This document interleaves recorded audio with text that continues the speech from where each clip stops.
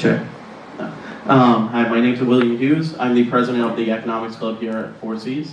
I'd like to thank you all for coming today, and I'd like to thank Trish Kennedy for coming. It's an extreme honor to have you here speaking, and President Cox over here. We're going to start off with VG doing a few words, and then Brendan Cloutier doing a formal introduction. Thank you. Good morning, everyone. Yeah, thank you, Trish, so much. It means a lot. It's very hard to describe in words what it means. I have a great respect and love, and it's an honor and a dedication that you have for the college and my students. Trish has come to Economics Club several times. So 4 years ago, Trish came to Economics Club and she learned about that we're taking a trip to India and Dubai. And I got an email the following day, and Trish asked that she would like to contribute some money towards the trip. How much? So I asked a few of my students, some students said, VG, 5, 10. I said, we're taking 20 students, and the trip costs $3,000 per person, so it's $60,000. I'm gonna ask full $60,000.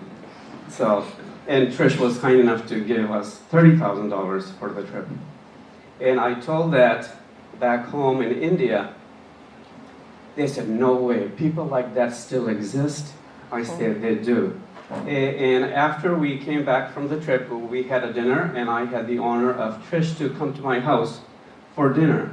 And somebody from India sent a gift. They said, when she comes to your house, give this gift to her that she has touched halfway around the world, people's heart, by her donation. The gift came 2 days late, and I've been holding on it for 4 years. So I was here. So Brandon, can you bring both of those here? Wow. Alrighty. I wasn't expecting anything. I'm bringing it to me, then I'm going to give it to her. Okay. One by one. That's okay. That's my best. Oh my gosh. Since this opened up already. That's all right. So Now are you nervous? this is a personal gift from me, from India. Oh my God. It's a wind chime, and on the top is Ganesh, the god of good luck, and at the bottom is the goddess of wealth and prosperity. Oh, I like So, that. And this is the gift that came from India. I'm still holding it on its original box. So I'll have you. Well, this I can't wait to see. I do remember that dinner. That was such an amazing dinner. We should do that again. Yeah, okay. Hey, let's have a... Okay, pinky promise? Yeah. Okay, I would love to. Okay. So Indian food is one of my favorite foods in the world, by far. So I kind of tricked you on that. Oh, all right. Okay, Brandon. Let's see. Alrighty. Get hold it. Oh, this is so beautiful. I was It's asked so what's your amazing. favorite color. I said, let me Oh, take a wow. guess, blue. It's very beautiful. Is this lapis? It looks like lapis. It's a beautiful blue. I don't know if anyone can see. It's very beautiful. Thank you, Vijay. Yeah, That's so kind. it's from India, from Thank you. It's the beautiful. poor people there. Very beautiful. Thank you so much. All right. I'm going to have Brianna come and do an Indian welcome for our guest with a rose garland. So, I figured we were saving cloths. Oh. can we have some pictures too from cameras? Hold on. Put this in. You want to come here so you can, Yeah. you can come on this side? Oh, wow. Yes. Oh, you put my pen on real quick. I can. I have. I've got it. There we go.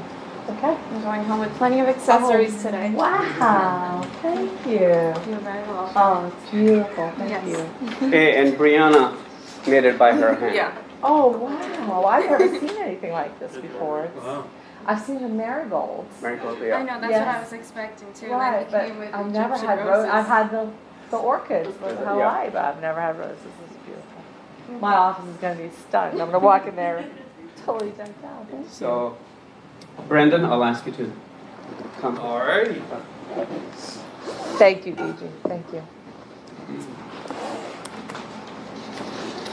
Hello, everyone. I'd like to thank everyone again for coming here today, and a special thanks to our guest speaker, Trish Kennedy. For those of you who may not know Trish Kennedy, he is a co-founder and chief operating officer at Zudy. For all Patriots fans in the room, which we all should be, of course, it would be interesting to know that Zudy is a major sponsor of the New England Patriots. Our guest is also the co-founder of Back Office Associate, and has been a member of our school community for the last 5 years as a trustee for the Cape Cod Community College Board of Trustees. We are lucky to have her here. I know we're all looking forward to hearing from her today. Let's give her a warm welcome as we invite her here. We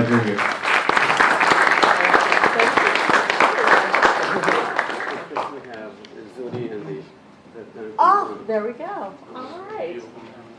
So, let's see. Can you hear me? Let me get this. I don't want to break it. You want to check it out? I'm good. Oh, it works like a wand?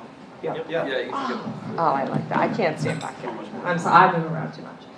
So, yes, we are a sponsor of the New England Patriots. Very proud sponsor, and looking forward to another Super Bowl this year, which will be in Miami. We'll be there. I don't know who else is going to come, but it'll be fun.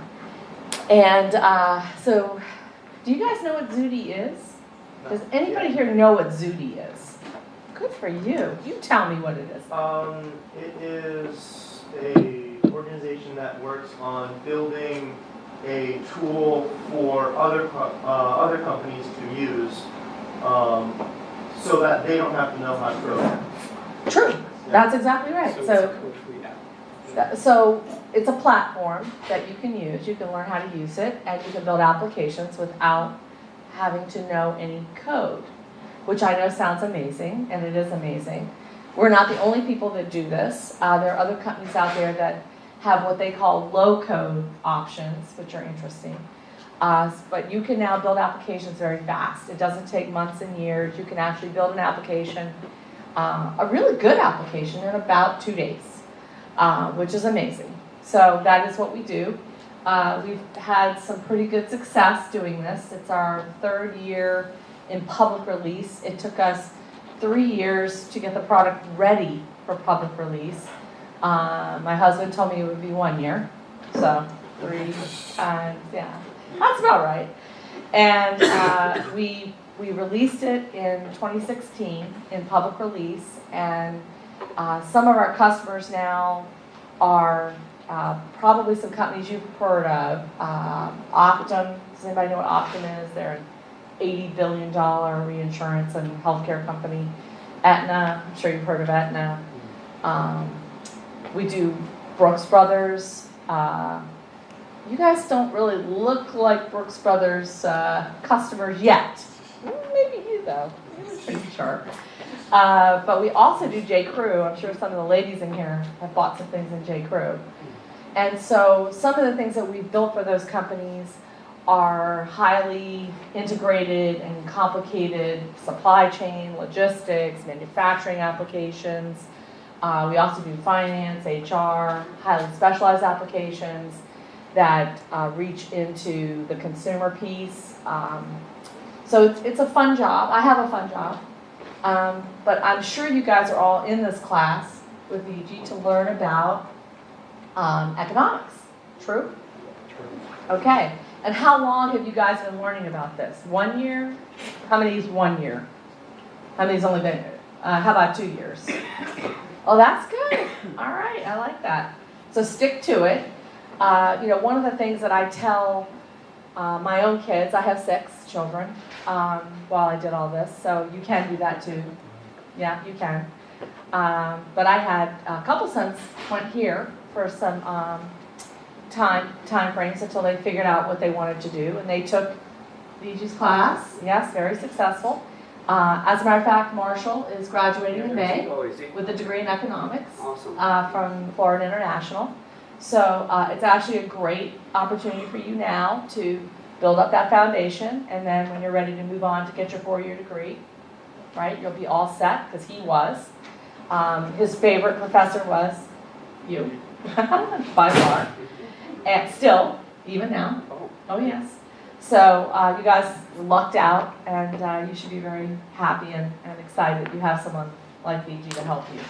So, but one of the things that I do tell all my employees and friends and my sons is that whatever career you choose, and many of you, I'm guessing, will not end up in an economics career, I'm guessing, right? I believe that it's a great foundation to go on to many different career options in business, in social services and healthcare, whatever you choose to do. But I tell them it's going to be very hard, whatever you choose. It should be hard. You have to realize that the only thing that's really worth having is something you had to work hard for. And so everybody thinks now I have it pretty easy, but I will tell you my flight was delayed last night for 5 hours. So I arrived on Cape Cod at 3:45 a.m. And I got a phone call from my very trusty chief of staff who said to me, I know you must be spent. I'll call and cancel. I said, absolutely not. Do not call and cancel. She said, well, you have this meeting with Dr. Cox before that. Do you want me to postpone that? I said, absolutely not. I'm there. So, did it feel good? No. Was it hard? Yes. But was it worth it? Yes. So, one of the things that I would say to all of you is that it doesn't matter how tired you are. It doesn't matter what you've got going on in your life. You do have to segregate out your career goals and decide that you're going to commit yourself to that. And when you have that late night, if you have children and they kept you up, and let me tell you, I had 6 of them, so I know what being up at night is, and then going to work the next day. If you had a family crisis, if your car broke down, I don't care what it is. Get to work. Get there. Don't be late. Be early. I think I came early today, even though it was hard. And I would say that keeping that in mind, that showing up is going to be at least 50% of your goals for success, is to be there. So it's interesting. I always tell some of my employees when it doesn't work out, and many times it's because other things got in the way for them. And I say to them, look, I have no hard feelings. I'm sorry it didn't work out for you, but I understand that things get in the way. And all I would say to you is that next time, don't let them get in the way. Get there, right? So I'm going to look at a couple of notes just because I haven't had any coffee yet. So I do drink coffee, I admit it. can we get you from here? No, I'll drink some after. That's good. If I drink it right now, it'd be bad. So yeah, there's something interesting about my husband that I've worked with for 35 years, and many people, you don't have husbands, I'm guessing. Many of you don't, or wives, I'm guessing. But you're pretty young, and working with a spouse is very challenging. However, if you could work that out, if you can find someone that can be your spouse and your business partner, it's very powerful because you're together all the time. And so you can cover things that maybe you couldn't do if you were just regular business partners. So it has its pros and cons. But one of the things that I learned in dealing with my husband as my business partner is that you really have to be respectful at all times. So no matter how heated the situation gets, no matter what went wrong, what went right, the most important thing is to bite your tongue, hold your emotions, and be respectful. By the way, in case you didn't know, things always go wrong. Always. No matter how good you are, no matter how much you prepared. And that's not to say that I'm not prepared. I prepare myself. I prepared myself for this meeting. You should see all my notes. And I'm not going to bore you with all of them, so I just did it for myself. But being prepared when you get there, very important. So my husband, back to him, he was asked one time about his ability to be a visionary. Now, I'm sure you guys have heard the term visionary. What does that mean? I think it means you see things that no one else does, things that aren't there. And I think he does do that, But he turned to this person, it was a reporter, and he said, I'm not a visionary. I'm a listenary. All I do is listen. I hear a problem, and then I say, oh, well, this would solve that problem. And then I explain the solution to them, and they say, oh my God, you're a visionary. I say, no, I'm a listenary. I listened to a problem, thought about it, came up with a solution, proposed it to you, and it worked. If you think that's a visionary, okay, I'm a visionary. So I think that listening, and I can see you guys are all paying really rapt attention here, so I'm excited about that. Listening and taking notes. Taking notes. When someone comes into a meeting with me and they don't have a notepad out, I look at them and say, I don't think you're prepared for this meeting. Because I'm about to go on about a 30-minute tutorial on what we're going to go through today, and there's no way you're going to remember everything. They look at me and go, oh no, I got this. I got this. So I hope you guys are all prepared to be listenaries today, because there's going to be a test. All right? Okay. So 3 things, right? Be there. Be respectful. These are the 3 easy things. Really easy. Show up early, not, what is it? If you're early, you're on time. If you're on time, you're late. And if you're late, you're fired. Okay? So be early. Be prepared and be respectful. Those are easy. Every one of you guys can do that every day. Every day. So easy. No matter how upset you are, no matter what happened at home, no matter what happened with your boyfriend, your girlfriend, I don't care. Doesn't matter. Be respectful. Remember, every one of us depends on every one of us. Right? So when one of us breaks apart and starts falling apart, it hurts everybody. Right? So be respectful. Those are the easy things. Now I'm going to tell you about the hard things. The things that get you there. Really get you there. 4 hard things. Okay? The 10,000 hours. Who's heard about the 10,000 hours? Oh, quite a few of you. Okay. It's true. I have 100,000 hours. Right? And counting. My husband has 140,000 hours of becoming an expert in what he does, of building software platforms, right? By the way, he's 69 years old, right? So he's old. He's had a lot of time to get all that in. But 10,000 hours, supposedly, you can be an expert in something. 10,000 hours. But what that means is, you're not doing this, right? You're not watching TV, you're not playing video games, right? You're not hanging with your friends. It's okay if you're doing a little research and you drink a beer. I'm okay with that. Okay? You can drink a beer. I'm all right. Or a glass of wine, right? Maybe a cocktail might be too much. I might stay away from the cocktails. But beer, wine, do research. But you have to read, research, study, talk to people, and do the work. Just do the work. That's how you become an expert. That's how you become valuable. It's not by anything else you're going to do, right? You have to put that time in and do the work. 10,000 hours. How long is it going to take you to get 10,000 hours? Well, if you only work 40 hours a week, which I'm guessing most of you work probably 40 hours a week. I'm sure some of you work more. 40 hours a week, right? With, I'll say 3 weeks vacation and some sick time.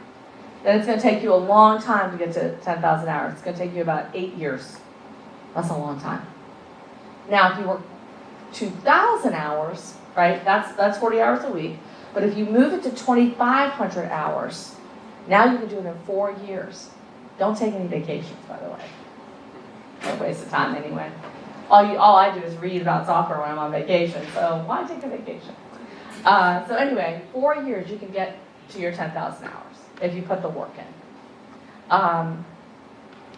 So the next thing I'll tell you is that I've raised all my kids while I did all this, so you can do it. But one of the things that helped me very much, and I think Fiji will agree with this, is that I always got ahead. I read ahead. Didn't matter what class I was in. It didn't matter what I was doing. I read the next chapter. Whatever we were on, I read the next one. Sometimes 2 ahead.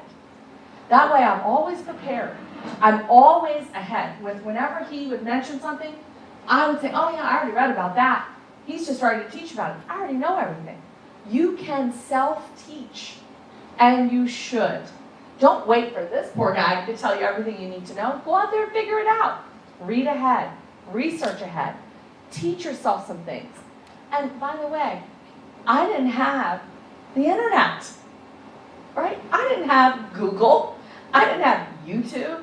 Come on, guys. I mean, I just learned how to crochet from YouTube. If I can learn how to crochet from YouTube, I know you guys can learn anything you want to do just by self-teaching yourself. So, but it's not enough to do it right now. You have to do it as a lifelong learner. So, I will tell you that last night, while I have my 5-hour delay, I do some research on politics. I think politics are important to our country. And so I spent that time reading and listening to some candidates on the Democratic side that are running for president, because I want to keep myself informed. And I had the opportunity. I had a 5-hour delay. I thought, well, I could sit here and look at my Pinterest. Does anybody use Pinterest? I love Pinterest. Oh my God, it's so good. Or I could have sat there and written a couple of emails. I could have done a lot of things. But I said, you know what? I'm going to learn about some political candidates right now. They're up there talking. They have something important to say. I'm going to listen. So I did that. I learned a lot. Did anybody watch that last night? You did. Did anybody in this room watch the town hall last night? Wow. Well, let me tell you something. You missed it. You missed it. Come on, people. You got to pay attention. This is important to you. I mean, I'm not going to tell you who to vote for or which party to be a party of. I'm just saying that this is your country, and you need to pay attention. So squeeze some time in for that too. But be a lifelong learner, because anything you go into, I can tell you right now, 2 years from now it'll be obsolete. I don't know if you see how fast things are moving, but we're in technology, and I can tell you that every 2 years we rework, we rethink, we rebuild. We have to constantly get on the next wave, whatever that wave is going to be. Right now, I guess you guys have heard about the AI thing. You're hearing more and more about AI. Is anybody here afraid of AI? You're afraid of it? You're terrified of it? Oh, yeah. Okay, well let me tell you, I'm here to tell you right now, you got nothing to worry about. Nothing. I'm sure most of you guys still have the blinking clock on your VCR or whatever, your little DVD player. I mean, yes, Google has invested a little bit of money, Facebook has invested money, but what they're building and the things that they're doing, they're not even close to what is AGI.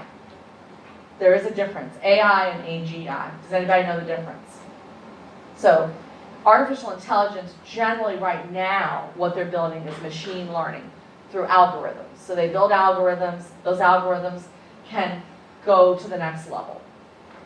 Very interesting stuff. And you can do some cool analytics. But is that thing going to somehow shut down the internet? No. Is it going to take over your life? No. Are the robots coming? No, they're not. However, AGI, which is artificial general intelligence, is a science of actually having the synapses that create the thinking ability in your brain to actually exist in a machine. We are, I'm going to tell you now, at least 50 years away from that. So you're all set. And even if it does happen, there are many, many, many people out there that will screw it up. So don't worry, it'll break, it'll crash, you don't need to worry about it. But you can get some pretty interesting things out of AI. But what you do need to know is you need to read about it, understand it, don't be afraid of it. It's really very interesting stuff. I was just with a a scientist that used to work at NASA. His name is Barney Pell. Barney is an expert in AI, and they built an autonomous spacecraft that landed on Mars and did research without any human intervention. So is that spacecraft, is that machine thinking?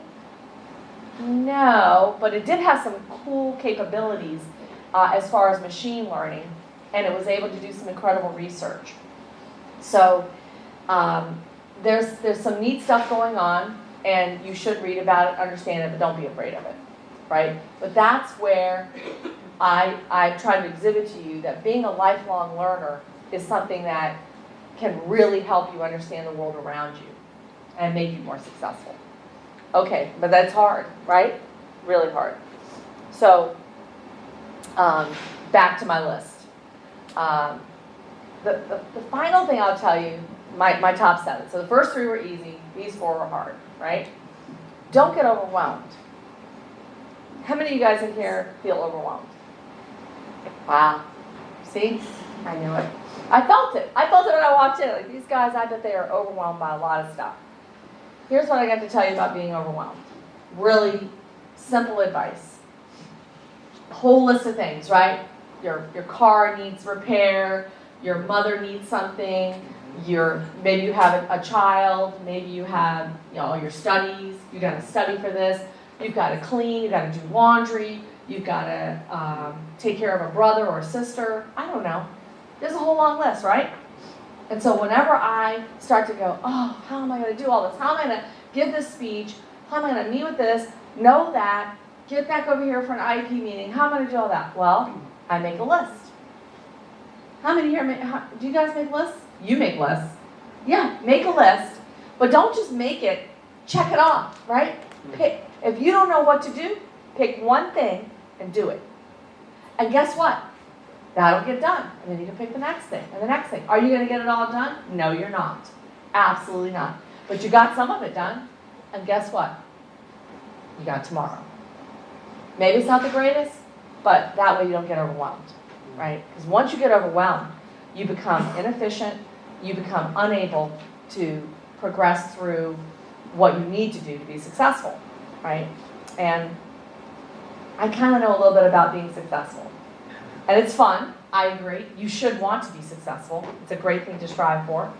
And I'm not talking about money. Not at all. I'm talking about your happiness, right? Is anybody here happy? Oh, a lot of hands. Oh, I'm excited. That's great. I knew you were. You're always happy.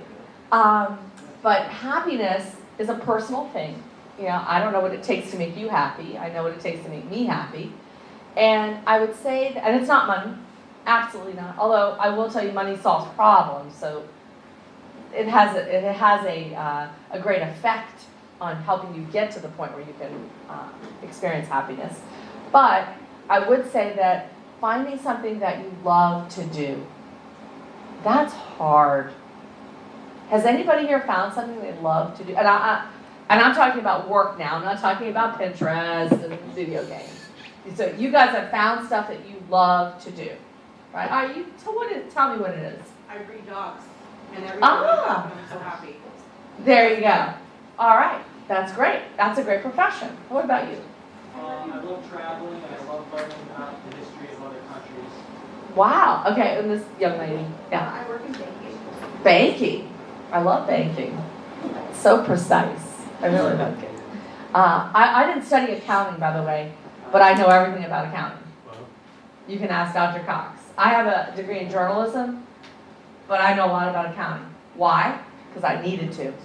And it was amazing when I started learning about it, how much I loved it. I hate math. I hate math. I love accounting. Accounting is not math. Wow, who knew that? I didn't know that. Did you guys know that? Accounting is not math. You might love it. And it's a great job, by the way. All right, back to that challenging thing. So finding that thing you love, that thing that challenges you, that thing that gets you going. You need coffee. You're with me, man. Don't worry, that's where I'm going right now. How much time do I have? I don't want to go over. We're here until 12:15. Oh, okay, all right. So let me go back to my list. All right, so those 7 things, right? I'm not going to review them. I already told you what they are. Very important, right? I didn't say anybody taking any notes. Oh, you man. Oh, good for you. All right, I like that. So now, it was interesting, you know, I'd written all this down, and I asked my husband last night, he was with me in the 5-hour delay, but he was watching a replay of the Atlanta Super Bowl. Well, that we beat Atlanta. Yeah, he watches that a lot. I don't know why. It drives me nuts. But anyway, so I asked him, I said, well, what are your top 3 things? And it was amazing to me that they were on my list of 7. There was no deviation. But I asked our CEO, so we have a CEO of our company, his name is Charles Nardi, a very cool guy, and I've worked with him for 17 years. So long, long time. He was my customer in my last company. Customer. So he had a big project going on, and I sold him some software. And we became friends because he said, you know, I never ever felt like you were selling me something. I always felt like you were educating me. And you told me what I needed to know. You told me what my problems were, and you told me how you were going to solve them. You never once said, I'm here to sell you something. So remember that in your careers too. Because no matter what your job is, I don't care if you're breeding dogs, you're in the travel industry, you're in a history industry or psychology, you're always selling. You're selling yourself, you're selling your ideas, right? You're always selling. So learn how to sell. You may hate salespeople. Who in here hates salespeople? I do. I hate salespeople. Oh, the cars are the worst, too. Oh my God, the car, buying the car, oh, terrible.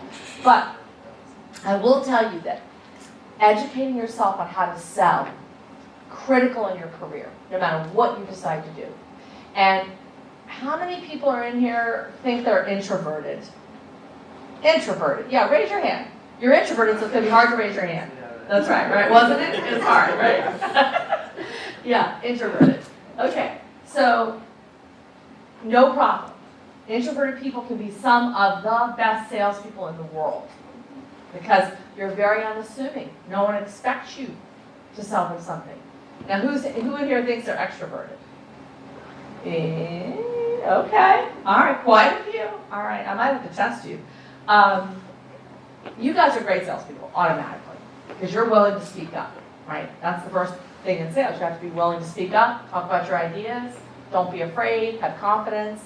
Okay, so here's Charles.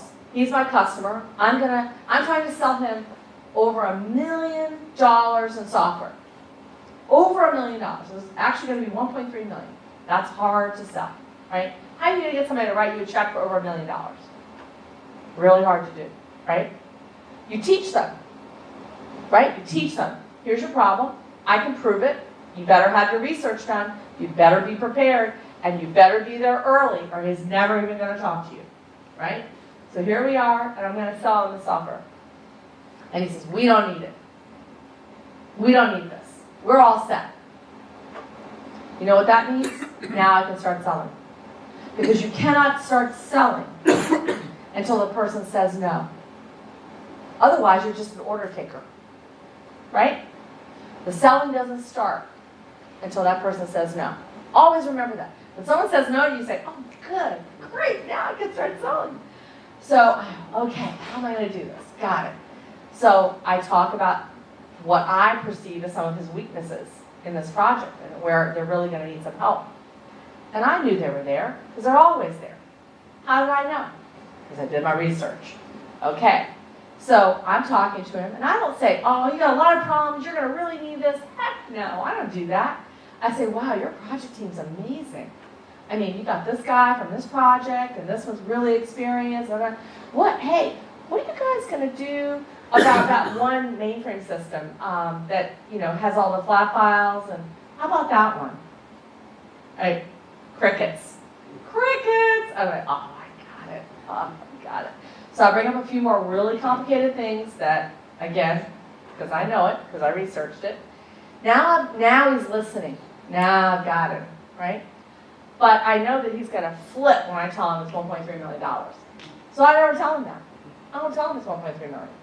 I say, look, how about this? Because he had met my husband, by the way, and hated him. Because my husband just kept saying, oh, this is a crash and burn project. You guys are in a lot of trouble. It's gonna be over $1 million. He threw him out. Threw him out. My husband said, don't ever call that guy. I can't use the word that he used about this guy. But it was not good. And so he said, don't call the guy. He's not going to be a good customer. I said, every customer is a good customer. So I called him. He met with me. I told him. I did what I did. I said, look, how about this? We don't have to do your whole project. We don't have to do anything. How about if I bring 3 people in and just help you for the next month get on the right track, right? And I'll give you a license for our software for 90 days, plus these 3 people, $250,000, right? And he goes, now that's going to be helpful to me. I just won. I won. I just sold $1.3 million. You know how I know that? Because the minute I let my guys in there and they start uncovering all this, I know he's going to call me and say, oh my God, all right. But that's, you can't always just walk in and make your big sale. Maybe you start with a little piece of something that can help someone, move on from there. So now Charles calls me up 2 weeks later, right? He had 90 days, 2 weeks. And he says, all right, as long as you never say I told you so, I need 4 more of those guys, and I want a 2-year license, and I want da-da-da. And he said, is that still going to be the $1.3 million? And I said, no, actually, because we already committed to this thing, so it's actually going to be more like $1.5 million now. And he said, okay, fine. So I actually got an extra $200,000 out of him, right? And so I told my husband, he said, how did you do that? That guy was yeah. And I said, because I treated him with respect, I educated him, right? I made a connection with him. I asked him about his kids. I asked him where he lives. I asked him, what does he like to do? He's a big golfer. So is my husband. They never talked about it. What? Are you kidding me? So anyway, this guy now is my customer. And guess what we did? We delivered a 100% successful project for them. More than successful. He called it, he was the first customer that ever called it a boring go-live. Now you guys don't know what a go-live is. Dr. Cox does, right? That's when you put your life on the line, you put in a new system, and you flip a switch, and that's your go-live. And most of the time, things go wrong. Sometimes they go real wrong. Ask Hershey's, who implemented SAP 2 weeks before Easter. They could not ship any chocolate bunnies. It completely shut the system down. They lost $400 million. Yeah, they sold a lot of chocolate bunnies. So anyway, so here's this guy now. We're friends, right? We're co-workers. We're partners. He likes me. Now, the project's over. Now what do? Right? Just say goodbye and never call? No.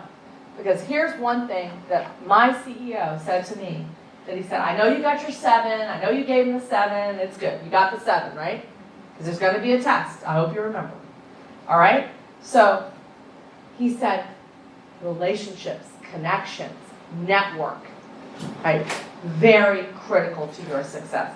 When you meet someone, good or bad, right? Maybe you have a bad situation. We've had customers that maybe didn't have a great outcome for whatever reason, not because of us. But still stay in touch with them. Keep their name. Keep their phone number. Touch base with them. Even if it's only once or twice a year. Send them a note and say, hey, I was just thinking about you. I know you're a big fan of the Patriots, and I know they won the Super Bowl. I just wanted to congratulate you. Easy, right? But then that person goes, oh, they care about me. They think about me, right? So keep those connections, build those connections. So that's number 8, not in my top 7. Probably should have been, but because I do it naturally, so I didn't really think about it. But building connections, having relationships. I tell everybody, you cannot make a friend when you need one. You need to make friends. You need to have friends, right? So that they're when you need one. Don't ever try to make a friend when you need one, because it's very disingenuous, and you're going to be outed right away. right? You walk up, hey, could you help me? Blah, blah, and you're going, I don't know you. Why would I help you? Right? So, but, hey, John, I've really screwed up something. Hey, Trish, will you help me on this? You help me on that? Sure, I'll help you with that. I'll make the phone call. I'll make that happen for you, right? So make friends, make connections, write their names down, keep their phone numbers, right? Don't lose them, and keep in touch. And guess what? I didn't have the internet, right? So I had to actually write cards. Oh, I still write cards sometimes. Usually I send an email now, or I send a note. But you guys have so many methods of communicating. Use them. How many people in here are on LinkedIn? That's good. All right. Not every hand went up. Every hand should have gone up. You should be on LinkedIn. Does everybody here know what LinkedIn is? Okay. Very important. You know, you might say, well, I don't have a career yet. LinkedIn is the best place to sell yourself, so that as you position yourself for a career, right, you've got all your good stuff in there. By the way, you can take stuff off. It's not always on there. You can redo your LinkedIn profile. You can even do a video now. Did you guys know you can do a video for your profile? Very cool. I'm actually doing one, but I got some help because I'm not very good on camera, so you'll remember that. So I would tell you that go on LinkedIn, create a profile, and come up with your tagline. What are you? Why are you important to someone? How can you help them? Right? Go in there and think about that. Go create your LinkedIn profile. It doesn't have to be the greatest picture on the planet, although please, please, please, no pictures of you partying. This is a professional thing, so take your hat off, right? Be professional, but you can be cool. You can let your personality come out when you put your picture up there. It's kind of fun. And if you already are on LinkedIn, go back and look at your picture and look at your tagline. Who here knows what a tagline is? Have you heard that? Okay. So a tagline is something that companies use to promote their idea, their mission. What are they trying to do, right? Google, taking over the earth, one click at a time, right? That's not really the tagline, but it should be. Ours is Zudy, be quick. That's our tagline, be quick. Right? So come up with a tagline for yourself. Figure it out. What are you trying to do? How are you going to help someone? How are you selling yourself out there? Because in the end, what did I tell you about selling yourself? You're going to have to do it no matter what job you're in, no matter what career you choose, no matter where you head in life, you're always going to be selling. Right? Has anybody ever seen Glenn Ross? ABC, right? Does anybody know what ABC means? Not you, you can't say it. Always be closing. Always be closing. That's right, ABC, always be closing. Very important. You really have to close things every day, right? With your boyfriend, with your girlfriend, right? You're closing the deal every day. You just don't know it yet, right? But you are. With your mom, with your dad. Do you guys ever negotiate with your mom and dad? I know I had to negotiate all the time. So I'm just saying, you're closing all the time. You just don't know it. So get good at it. Look at the strategies that work. Look at the ones that didn't. Right? Very important. Okay, so my 7 things plus my CEO, Charles, the networking. Right? If you use those 7 things, and you can add the one that he gave me, you'll go very far whatever you choose. Guaranteed. And I expect all of you 5 years from now, you're done with this, you've gone wherever you've gone, you've gotten whatever degrees you've gotten, you're in your career. Send me a note and let me know. Really. Send me a note. You can always send me one. I'm easy to find. Trish Kennedy, CEO. I'm on everything. Instagram, LinkedIn, Facebook. What is it Belichick calls it? Snapface? Yeah. I'm not on Snapchat. I am on Snapchat, but I don't like it. Does anybody here use Snapchat? You do? You like it? You know what I like? I like the filters. I like the filters with my kids. Like we sit there. By the way, I have 6-year-old twins. I'm not done yet. Oh, I know, that's shocking, right? Because all my sons, my first 4 sons are in their 20s. So I thought I was done. But I adopted them. I adopted twins. An amazing revelation for me, because I wasn't prepared. I wasn't planning on doing that, but we did it. And they're wonderful kids. And I would also say to you that, you know, I called my husband that day. I got the phone call. You know, got these kids, they've been taken in by the police. They need help. Something's gone wrong with their mom. And I was related to the mother. I didn't know anything about this, but I got the phone call.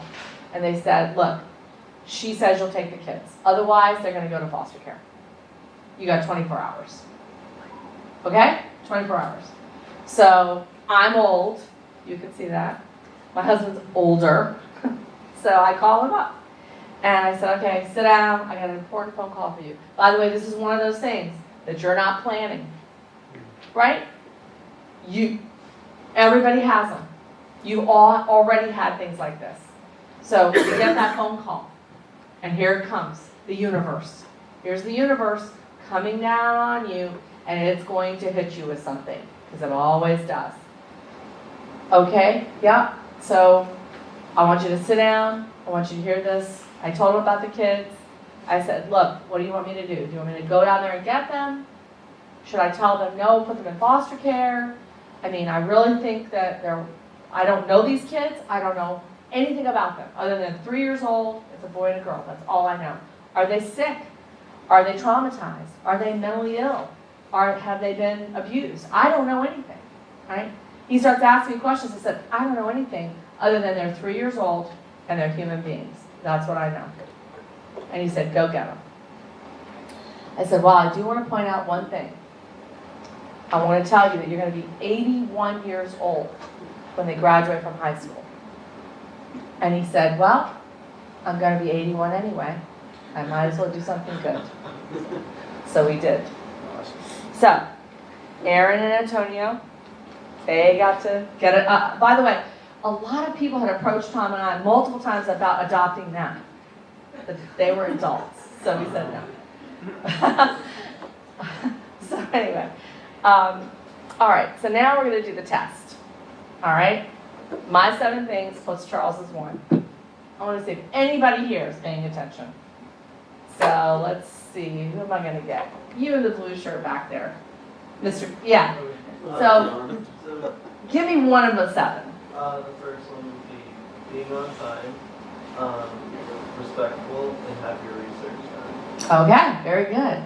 Excellent. All right, go ahead. Being punctual. Oh. We did that one. Yeah, by the way, I want to be really clear about that being on time. I didn't say be on time, I said be early. And my dirty little secret is stay late. Wow. Yes, ma'am. Number 8 was to build connections. Yeah, that was Charles's, not mine, but I'm going to give him credit for it because honestly, I wish I had put that on my list. All right, so let me see. What about you, young lady? Me? What? Yes.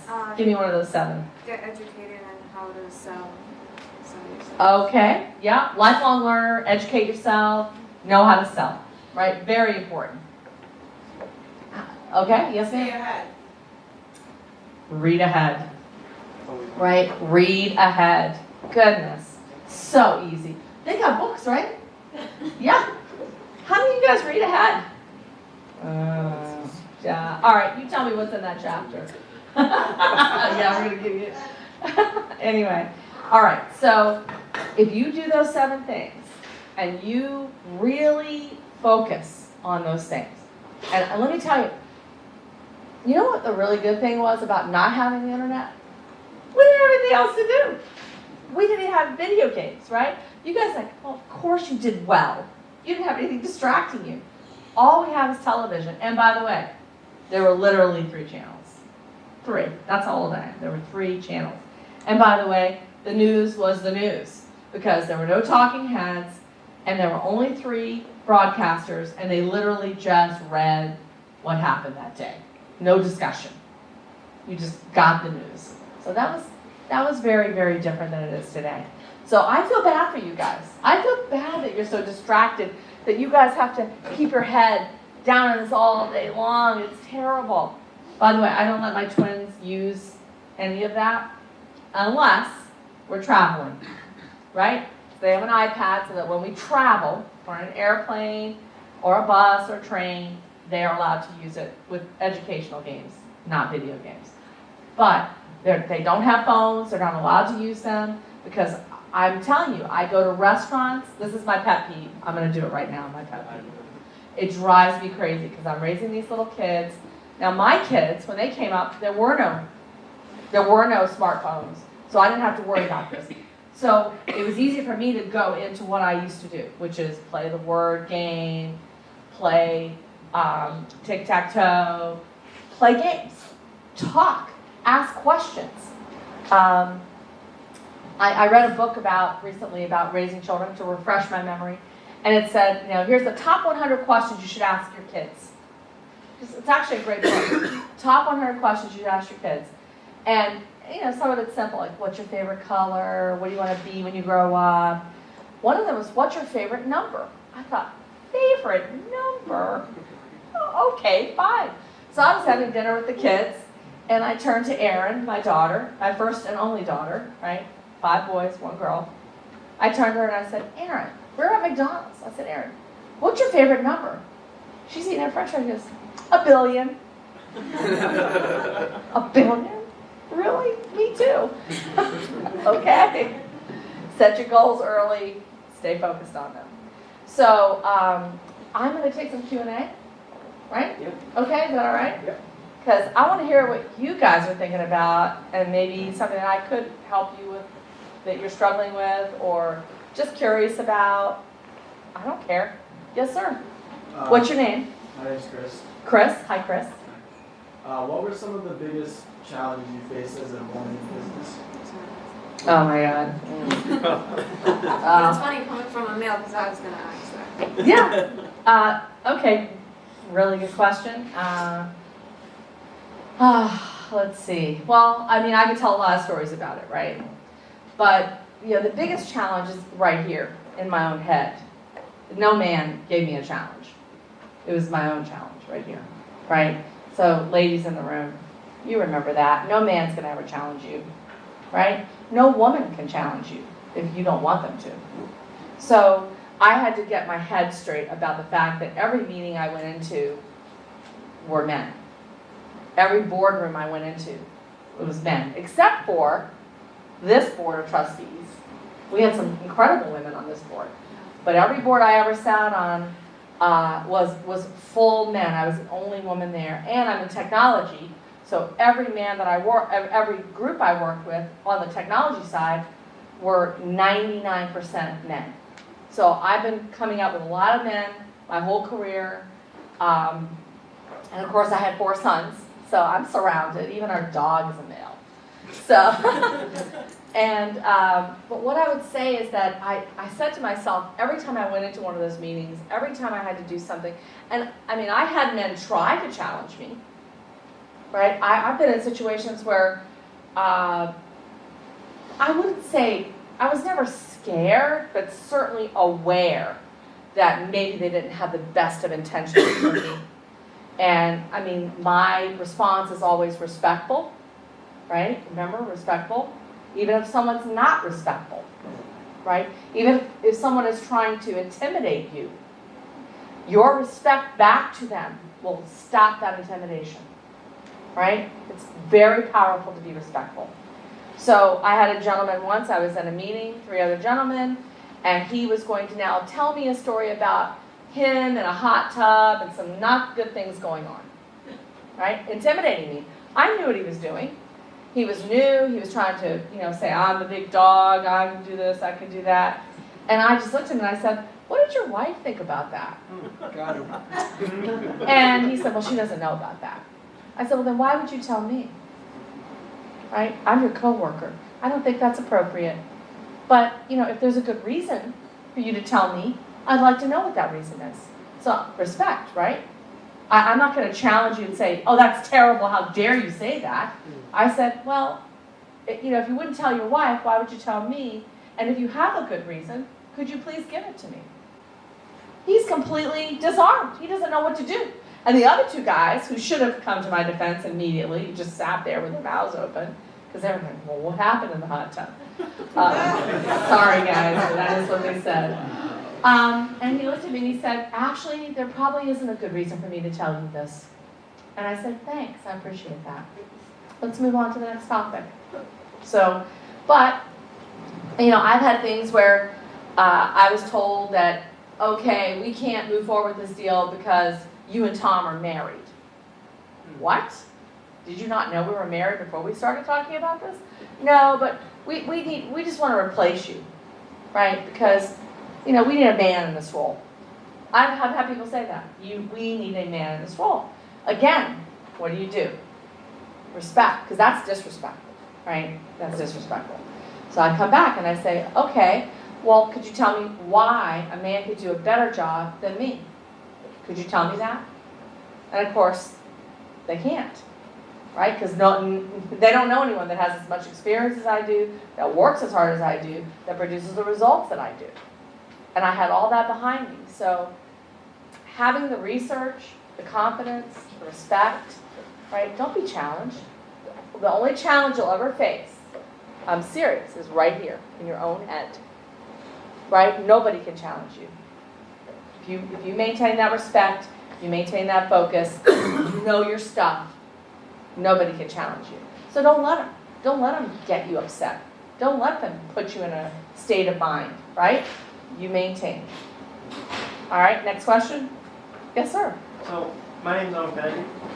What is it? Owen Kennedy. Owen Kennedy. We're not related. We're not related. Okay. You never know. So I'm actually not part of the economics club or in any economics class. I'm Okay. a computer science major who's about to graduate. I've got a card in my pocket. Yeah, I was wondering if you had any tips for people like me, upcoming computer scientists, to get internships at places like where you work. Yeah, apply. Yeah. So I'll tell you what we do, which is a little unique. We have a 2-day training class that we give, and we don't hire anyone, intern or otherwise, until they take that class. But you're welcome to take that class. And you might be surprised that we've been doing this type of class situation for almost 20 years now. In the previous company we did it, and in Zudy we've done it. And it's amazing to me how many people come and take that class that are 15 years in computer science, right? 20 years in computer science can't pass that class. Because we're not asking you to tell us what you know, right? In this class, you know what this class is trying to tell us? How fast can you learn, right? Because whatever it is you know at this point in your lives may be interesting, may be helpful. But what I really need to know is how fast can you learn? Because when I put you with a client, you're never going to hear what their problem is. You're not going to know anything about their business. I need to be sure you can learn it fast, right? So we're actually giving you a class and testing you on how fast you can learn something. And it's not very hard, but you'd be shocked at how many IT people have not been able to pass that class. So that's a great question. I'll give you my card after every time. Thank you. I would love to have you come take the class. And anyone else that would like to take it. Yes, ma'am. I'm interested in the class as well, but I wanted to know, do you think people can't learn as fast because they don't listen? Is that the barrier? That's a great question. Why can't someone learn fast? Well, I think it's part of how you've learned over your lifetime and you've developed patterns. So some people develop patterns that enable them to learn things quicker. But I will tell you that one thing my husband did say to me, he said, just make sure you tell them that if you're willing to work twice as hard, but you're only half as good, you'll still be competitive, right? So twice as hard, because my husband was dyslexic. And is anybody in here, well, you don't have to tell me that, I don't want to ask the question, but he had learning disabilities, right? They called it dyslexia back then, now they call it learning disabilities and restrictions or whatever they call it.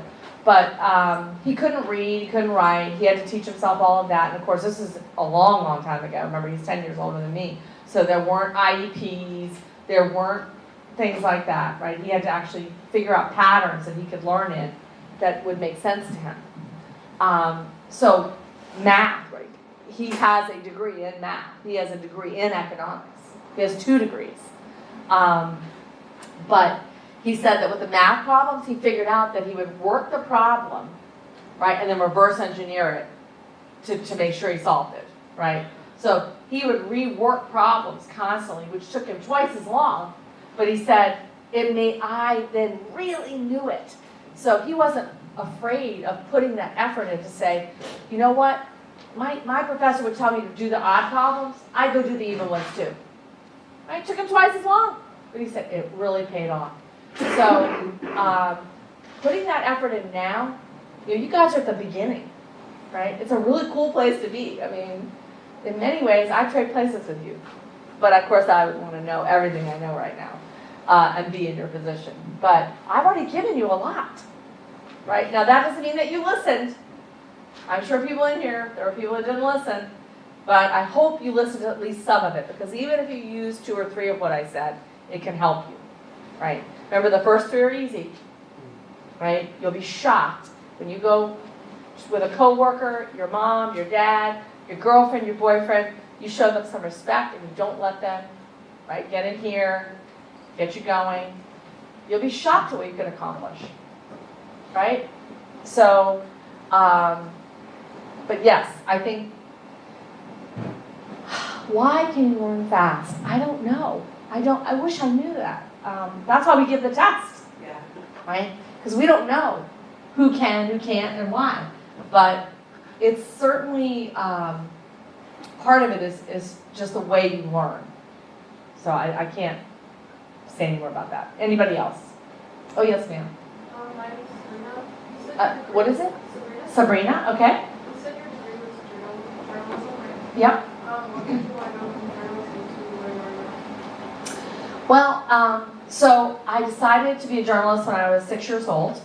And I had some role models. I had Barbara Walters. Anybody know Barbara Walters, right? And Jessica Savage. Anyway, some of the very beginning women out there trying to be a reporter. And they looked great. They sounded great. Oh yeah, remind me, after I'm done with this little story, to come back to communication, right? Because it's very important. But I was very inspired by these women on television. I thought, wow. This is what I want. This is what I want to do. So I did everything I needed to do. I worked hard, went through journalism, got a job at United Press International, which is they do press releases, and you have to rewrite these press reports out for television, radio, etc. So I started doing that, and I was making $12,000 a year. Right? This was in 1983, and I couldn't pay my car insurance. I was living in a house with 4 other people. I scrounged every day for a bite to eat. I went to happy hour a lot, but didn't drink, just ate the food. You can do that. They can't stop you, by the way. If you're ever hungry, I'm telling you, go to happy hour, eat the food. They have a little buffet, right? You can eat the food, just order water. They can't kick you out. They won't. I mean, dress nice, looking for it. Now, my husband and I, when we first started our first company, we literally, for 1 year, 3 nights a week, walked to this place called Cimarron Rose. They had a happy hour from 4 to 6:30, and they had ribs and wings and all kinds of things. And we would order 1 beer and split it for $1. The beer was $1. We split the beer and ate that food to save money to put, because we had just started this company and we really needed to save money. So we did that for 1 year. And then we became very successful in this company. We started making money. Then we bought 2 beers. That was big. 2 beers, let me tell you. And then finally we landed a really big deal, and we were making great money. And we went up and we made a reservation, ate a whole dinner, paid for the whole thing, big tip. And the guy came over and said, "You got to be kidding me! Like you got to be kidding me! What happened? Did you hit the lottery?" I said, "No, but everything we sacrificed for that whole year paid off." Okay, so anyway, we were good customers for quite a while after that. But anyway, okay, so back to communication, right? And journalism. So what journalism did teach me is how to communicate. Now, how many times have you heard me in this entire speech say the word like? Not once. Not once. How is that possible? Yes. Because I'm trained. Because I'm trained. And because I don't use these filler words, well, you know, it's like, well, yeah, yeah. So it's like, you know, what do you know? What do you like? I don't know, but that's all you guys say. It kills me. My ear blows up when I'm listening to you guys talk to each other because that's all you say. So please stop using those filler words because it makes you sound less intelligent, and you don't need that. And now that I've brought your attention to it and you're out there talking, you're going to hear it. You're going to say, why did you just say like 4 times? What are you doing? Okay, very important. So when you come in for a job interview with me and you use all those filler words, you're not going to get the job. Now, I'll tell you at the beginning, right? I'm not going to keep it a secret. I'll tell you, by the way, while we're having this discussion and going through this interview, I'm going to really appreciate it if you don't use the word like and you don't use the term you know. Because I don't know, and you don't know what I like. And when they say, well, it's like Thursday or Friday. Well, what's like Thursday? It's not like Thursday. It's Thursday, okay? So don't use it. And you know you're guilty. All of you guys, I'm sure of it. Dr. Cox is not. No, you're very well spoken. So I would tell you communication, journalism, it enabled me to communicate very effectively, very succinctly, which in business is critical. And so what I did is I said, I can't live on $12,000 a year. I can't do this. So I went and got a job at a wholesale electrical warehouse. And they hired me as a manager there because they needed a woman. Now here's where the woman thing paid off for me. You asked me about the woman thing. You did. So here's where the affirmative action, they actually had interviewed 53 men, but their upper management in Chicago said, we need a woman in this job. She has to have a college degree. She has to, have some math, some this, some that. I had all of that. I walked in the door. I interviewed with the guy. The guy goes, you're hired. I said, we only had one interview. And he said, you're the only woman that's applied. I got 53 guys that want the job. They're telling me I have to hire a woman. You're it. And he takes me in the warehouse. I'm 23 years old. How are you guys, 20, 18? What are you? 34. 34? You're 22. Okay. All right, you look young. Anyway, here I am, 23 years old. And they take me in the warehouse. And the guy goes, this is Bubba. This is Sonny. And this is Dennis. Dennis was 60. He'd been at that warehouse his whole career, driving the forklift. Bubba was new. He was only there for 3 years, right? He chewed tobacco and he liked to drink beer. And Sonny was nice. He did the Cardex system where they did inventory, right? And they said, we're going to teach you everything you need to know. How to drive a forklift, how to take inventory, how to manage the Cardex, how to do all the reporting, right? And here I am with those 3 guys and me in a dirty, oily, greasy, smelly warehouse. But they're going to pay me 30 grand a year, more than double what I'm making. I'm like, hell yes. So I get dressed, right? They hire me on the spot. I sign all the paperwork. I'm there. They say, be there Monday morning. So Monday morning, they start at 7 a.m. What time was I there? 6 a.m. I got there at 6 a.m. because I had a key. I had the key. You know who was there at 6 a.m.? Dennis. Dennis was already there. He'd been there since 5:45 because he liked to work on the forklift, get it running right, okay? So, but I didn't just walk in at 6 a.m. I walked in at 6 a.m. with my coffee, right? Coffee I like, not brewed, just coffee I like. It was a special place called Carytown in Richmond. They have this beautiful Carytown coffee shop, and I love the Havana roast coffee. So I brought it with me, a whole bag, and I brought hot donuts with Krispy Kreme. And I sat the donuts on the counter, and I made that coffee, and I brought real cream, because I noticed they had that carnation instant. Oh, I wouldn't be able to live through that. So I brought all that in. I made a hot pot of coffee. I put those donuts out there. And Dennis looked at me and he goes, oh my God, you really do want this job. I said, Dennis, we're coworkers now. I'm here to help help you. I'm here to be the best I can be. And he's like, I don't think I can take this. I don't think I can take it. But I'm going to have one of those donuts. He goes, well, what about that? We like Maxwell House. We like Maxwell House. Well, okay, we can have Maxwell House, but I just want you to try this. Just try it for me. He goes, I'm not going to like it. I said, I know. It's okay. Just try it for me.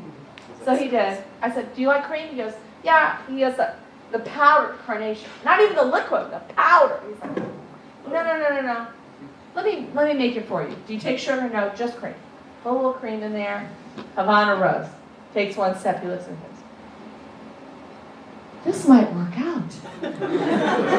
This is really good. I said, look, I might be able to teach you some things. Right? I know I'm a young girl. I know that I need to learn a lot from you, but I'm here to help you learn some things too. So there we go. So Bubba came in at 7, right on the dot, Sunny too. They were both on time. Ate the donuts, thought I was great. We all made friends. We talked about sports, by the way. I know a lot about sports. That helps. If you don't, yeah, sports. Sports is a unifying factor. I don't care what sport it is, right? I don't care if you like any sport, golf, tennis, baseball, basketball, football, I don't care. It is a unifying factor. You can always find someone who wants to talk to you about sports. So I learned about a lot of sports so that I could talk to those guys. Right? I already knew a lot about football. Long story, but I knew a lot about football. But I learned about baseball because Dennis liked baseball. I learned about ice hockey.